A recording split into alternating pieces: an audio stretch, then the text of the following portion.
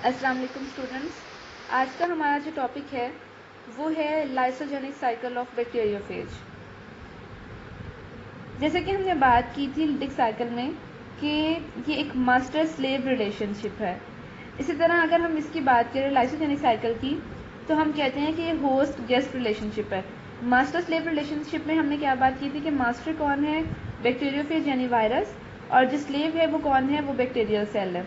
यहाँ अगर हम बात करें तो हम कह रहे हैं कि होस्ट गेस्ट रिलेशनशिप है। होस्ट गेस्ट का रिलेशन क्या होता है कि जैसे हम कहते हैं कि कोई हमारे घर में आता है, गेस्ट आता है, हम उस गेस्ट को मतलब अच्छी तरह देखते हैं, उसको कुछ खाने पीने को देते हैं और वो आता है और कुछ टाइम के बाद वो चला जाता है। जो गेस्ट है वो चला जाता है आकर। उसी तरह हम ये कहते हैं कि मतलब वो आता है हमारे घर में या कोई डिस्ट्रक्शन या कोई प्रॉब्लम कॉज नहीं करता, बल्कि वो आता है और थोड़ी देर बाद चला जाता है। ठीक है, अब हम यहाँ अगर बात करें तो हम इस मतलब जो है होस्ट गेस्ट रिलेशनशिप से इस टॉपिक को बड़ी इजीली अंडरस्टैंड कर सकते हैं। वो ये है कि हम कहते हैं कि द फेज यानी कि bacteriophage does not always destroy the bacteria. हमेशा ये बैक्टीरिया के अंदर डिस्ट्रक्शन कॉज नहीं करता, बल्कि sometimes it lives peacefully inside the bacterial cell. कभी कभी आता है बैक्टीरियल सेल के अंदर और पीसफुली रहता है, मतलब कोई डिस्ट्रक्शन वगैरह कॉज नहीं करता। ठीक है, अब यहाँ हम ये अंडरस्टैंड करने के लिए मतलब ये डायग्राम है, हम इससे भी करेंगे अंडरस्टैंड कि क्या टॉपिक है। अब हम ये कहते हैं कि अगर ये आता है और ये कोई डिस्ट्रक्शन कॉज नहीं करता, इसका मतलब है कि होस्ट की बायोसिंथेटिक मशीनरी को भी यूज़ नहीं करता। अगर ये बायोसिंथेटिक मशीनरी को भी यूज़ नहीं कर रहा तो ये सेल के अंदर आकर, बैक्टीरियल सेल के अंदर आकर क्या कर रहा है, हम कहते हैं कि जो वायरस है इसका डीएनए आया और आकर ये बैक्टीरिया को जो क्रोमोसोम है इसके साथ आकर इनकॉर्पोरेट हो जाता है। समझ आइए, हम ये कह रहे हैं, यहाँ आप देख सकते हैं, मैं ये आपको समझाने की कोशिश कर रही हूँ। इस फेज को कहते हैं प्रोफेज। ये था हमारे पास, ये जो पार्ट है, ये जो थोड़ा सा येलोइश पार्ट है, ये हमारे पास क्या है, ये वायरस का डीएनए यानी बैक्टीरियोफेज का डीएनए है। और ये क्या है, ये बैक्टीरिया का क्रोमोसोम है।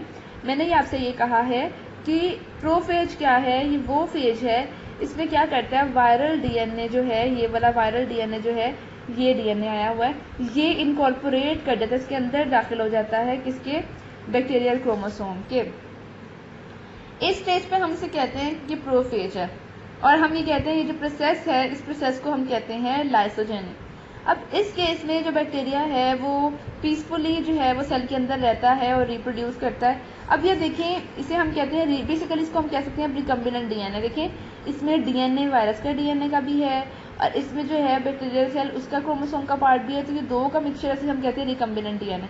अब ये देखें, जब ये ऐसे बन गया, आपको पता है कि बैक्टीरिया जो है वो डिवाइड कैसे करता है। अगर हम बाइनरी फिशन के प्रोसेस की बात करें तो हम कहेंगे सबसे पहले इसका जो ये है डीएनए, ये डिवाइड होगा। आप देखिए, ये दो आ जाएंगे पार्ट एक ही में। ठीक है, फिर वो सेंटर से जो है वो दो बाइनरी फिशन की Vn2 हो जाएगी एक ही सेल की, तो दो सेम सेल बन जाएंगे। अब अगले जो आने वाले सेल हैं वो सारे क्या करेंगे, वो अगले आने वाले सारे सेल जो हैं उनमें ये इसी तरह रिकम्बिनेंट डीएनए होगा, यानी प्रोफेज की फॉर्म में ही होगा हमारे पास। अच्छा, अगली अगर हम बात करें, हम कहते हैं समटाइम्स क्या होता है कि जो वायरल डीएनए है, ये जो आया है, ये बैक्टीरियोफेज से आया, कभी कभी ये जो अटैच हुआ है इस फॉर्म में, रिकम्बिनेंट डीएनए की फॉर्म में, कभी कभी हम कहते हैं कि ये डीअटैच भी हो जाता है। मतलब वायरल डीएनए अलग हो गया, बैक्टीरियल क्रोमोसोम अलग हो गया। समझ आइए क्या हुआ है, हमने कहा समटाइम्स ऐसे भी होता है। एक तो हमने पॉसिबिलिटी ये कही है कि जो वायरस का डीएनए है वो इनकॉर्पोरेट हो जाता है बैक्टीरिया के क्रोमोसोम के साथ। ठीक है, अगली हमने पॉसिबिलिटी ये कही है कि समटाइम्स वायरल डीएनए डीअटैचेस, अलग हो जाता है, सेपरेट हो जाता है, किससे, बैक्टीरियल क्रोमोसोम से। इस केस में, इस पॉइंट पर ये जो स्टेज है इसे हम कहते हैं इंडक्शन। अब हम ये कहते हैं कि वो बैक्टीरिया जिसके अंदर लाइसोजेनिक का प्रोसेस हुआ है वो क्या करते हैं, वो रेजिस्टेंट होते हैं वायरल इन्फेक्शन के। ठीक है, और जो फेज जो है जो लाइसोजेनिक कॉज करता है उसे हम कहते हैं टेम्परेट फेज और लाइसोजेनिक फेज। जिस तरह हमने लिटिक साइकिल में कहा था कि लिटिक साइकिल का जो फेज है उसे लिटिक फेज या विरुडेंट फेज कहते थे, इसकी फेज को कहते हैं टेम्परेट फेज और लाइसोजेनिक फेज। अब हमने यहाँ एक बात मैंने कही, इंडक्शन का जो स्टेप आपको बताया, मैंने कहा है कि कभी कभी क्या होता है कि जो वायरल डीएनए है, ये वाला डीएनए, ये डीअटैच हो जाता है बैक्टीरिया के क्रोमोसोम से। अगर ये बैक्टीरिया के क्रोमोसोम से अलग होता है तो हम कहते हैं कि वायरल डीएनए तो सेपरेट होगा, तो ये सेल के अंदर दोबारा लिटिक साइकिल स्टार्ट कर देता है, मतलब देखिए ना, सेपरेट हो गया ना रेटिक साइकिल, मतलब वायरल डीएनए सेपरेट हो गया बैक्टीरियल क्रोमोसोम से। अब वो क्या करेगा, वो होस्ट की बायोसिंथेटिक, जिस सेल के अंदर है, बैक्टीरियल सेल के अंदर, इसकी बायोसिंथेटिक मशीनरी यूज़ करेगा और यूज़ करके क्या करेगा, रेप्लिकेशन का प्रोसेस करेगा, अपने डीएनए को रेप्लिकेट करेगा।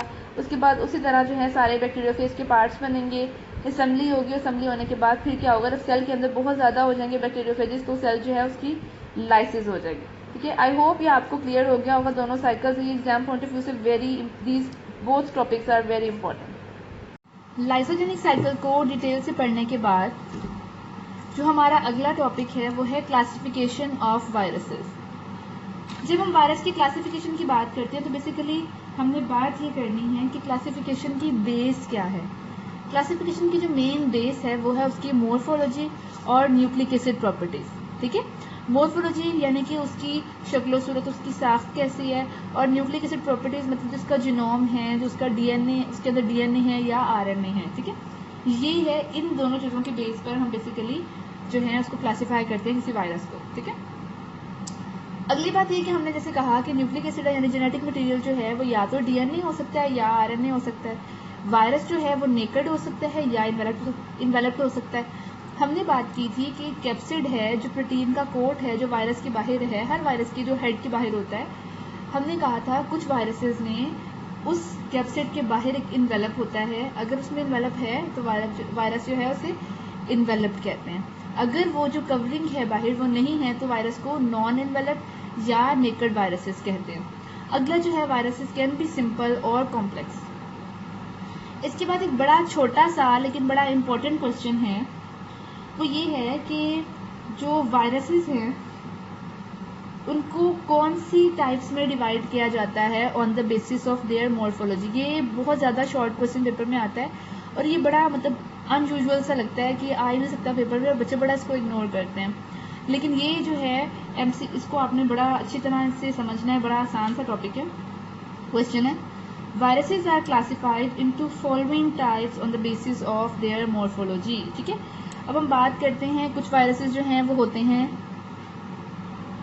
तो ये क्वेश्चन कि वायरसेस को मॉर्फोलॉजी के बेस पे किन टाइप्स में डिवाइड किया जाता है, उसका आंसर ये है कि मॉर्फोलॉजी के बेस पर वायरसेस को 3 बेसिक टाइप्स में डिवाइड किया जा सकता है। ठीक है, कुछ वायरसेस जो हैं वो होते हैं रॉड शेप, ठीक है, इलोंगेटेड से होते हैं, रॉड शेप होते हैं, जैसे कि TMV, इसके एग्जाम्पल के ये एग्जाम्पल्स लिखी हुई हैं। ठीक है, ये शेप्स हैं और ये एग्जाम्पल्स हैं।